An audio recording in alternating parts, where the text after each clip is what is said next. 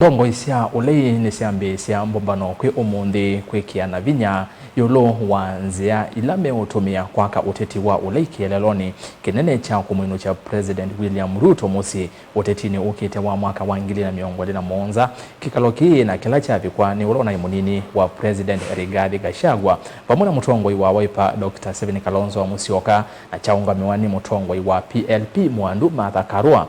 Ndongoi nisyarulumilia kieleelo cho kinene ni kumwitana mwene ndi na usumbi muthuku wa President Ruto. Ona uyo vo ayumbe mulengoni wa nguthu ya ateti ni yakanya muvea wa kwikithia muwo na umwe NCIC weke kulikilela uthasyo wa kunena wa Gachagua na uithukuma enendi kwa wiananu beni mwaka nukutuvingo ya vilingi na ilivoti. Thino wa Kikalo cho chambe kinene na kila chaite vamwe ateti na kila chongamiwa ni Mutongoi wa chama imbya cha PLP mwandu Martha Karua.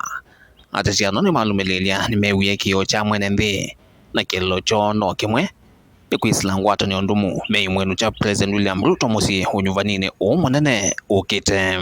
PLP Unite Liberate tuone kwa isha. Umbano ni wivikitwe nulona imwenini wa President Rigathi Gachagua. Mutongoi wa chama cha Wiper Dr.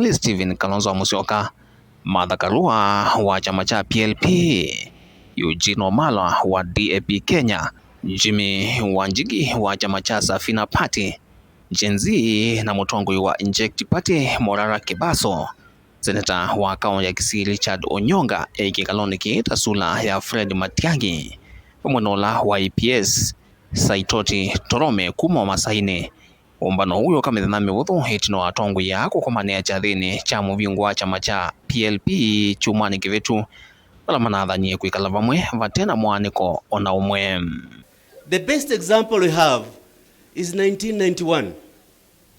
Kenyans were united in believing that Moi was to go home. You did not need to tell them any other reason why Moi had to go home. They knew he had to go. The problem was everybody wanted to become the new Moi. If you remember 1992 elections, because of a critical mistake we made in 1990-91, Moi remained president after winning 34% of the popular vote. We are approaching a similar inflection point.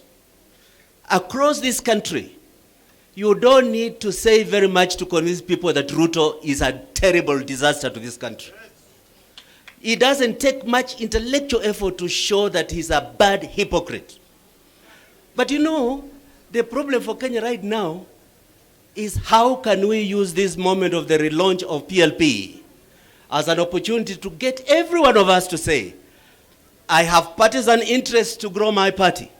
I have personal political ambitions to move forward. But I have greater ambition to be part of national solution that Kenya must be liberated from the yoke of Ruto more urgently than my personal desire for political office. If we can take that as our main message going forward, the dividends are very, very close to us.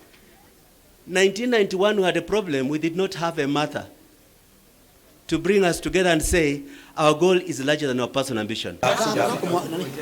Kwi umunthi hati manguthu ya titia ayumbe vamwe na maseneta ni makanya muvya kwikithia muwo na umwa enendi NCIC weke kuthukuma weke ngaliko ya serikali wala malumileli NCIC thimo vata Rigathi Gachagua thasyo wa kunenanya na enendi. NCIC must stop protecting the president or this government because this is not their mandate. National Cohesion and Integration Commission must be independent.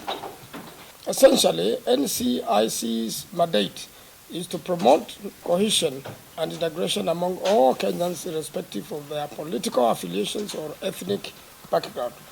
But this is not what they are doing. Vilingi wa mauvu kumavamo sini lovi jenito Benjamin mwaka.